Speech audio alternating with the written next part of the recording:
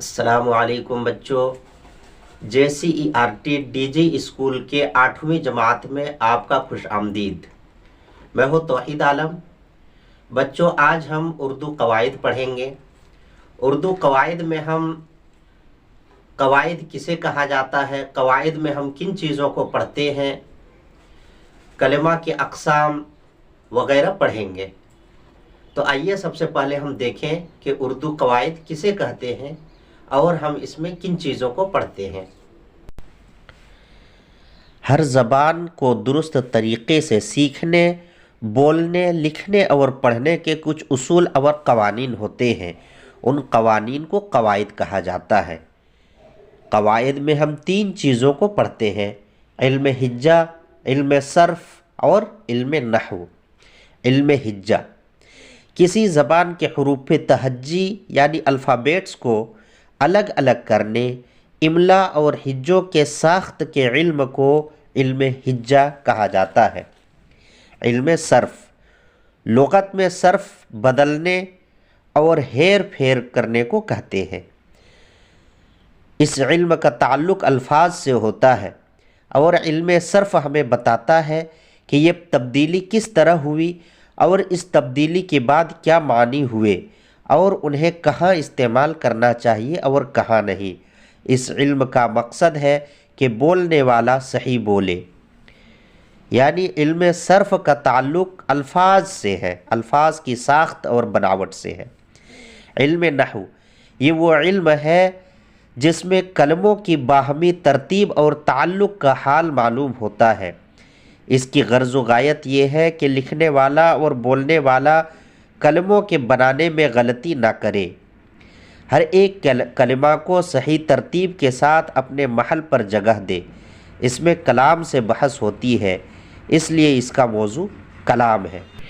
یعنی علم نحو کا تعلق جملوں کے ساخت اور بناوٹ سے ہے۔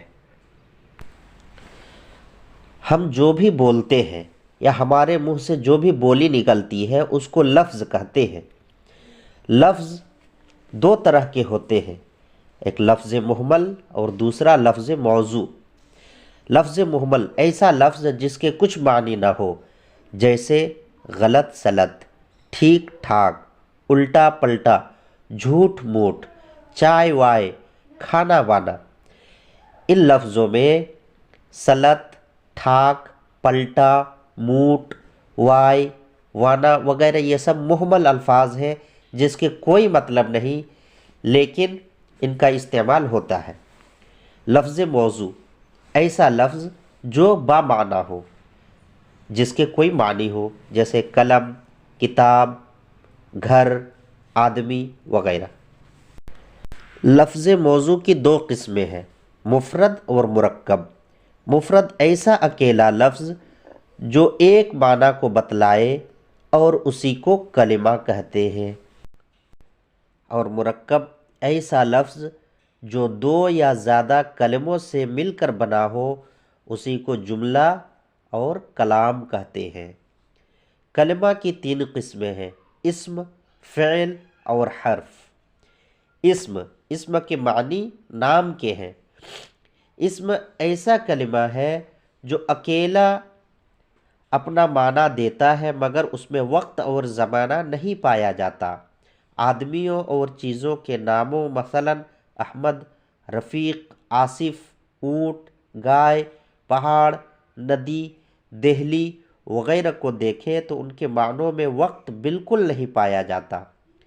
اسی طرح وہ الفاظ جن سے انسانوں اور غیر انسانوں کے افعال اور حرکات بیان کیے جائے اسم کہلاتے ہیں، جیسے چلنا، اٹھنا، چہچہانا، جھومنا وغیرہ۔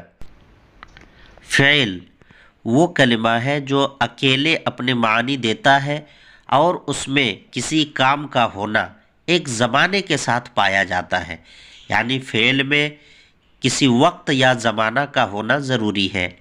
اسم اور فعل میں اتنا فرق ہے کہ اسم میں وقت نہیں ہوتا اور فعل میں وقت کا ہونا ضروری ہے۔ جب ہم صرف لانا کہتے ہیں تو اس میں کسی وقت کا تعین نہیں ہوتا ہے، اس لیے یہ اسم ہے۔ لیکن جب لایا یا لاتا ہے یا لائے گا کہتے ہیں تو وقت لازم ہو جاتا ہے۔ حرف وہ کلمہ ہے جو اکیلا کچھ معنی نہیں دیتا بلکہ دوسرے لفظوں کے ساتھ مل کر معنی دیتا ہے۔ حرف الفاظ میں ربط و تعلق کے لیے آتا ہے، یعنی یہ کلمہ دو اسموں کو یا اسم اور فعل کو آپس میں ملاتا ہے۔ مثلا خدا پر بھروسہ رکھو، قرآن کریم اللہ کی کتاب ہے۔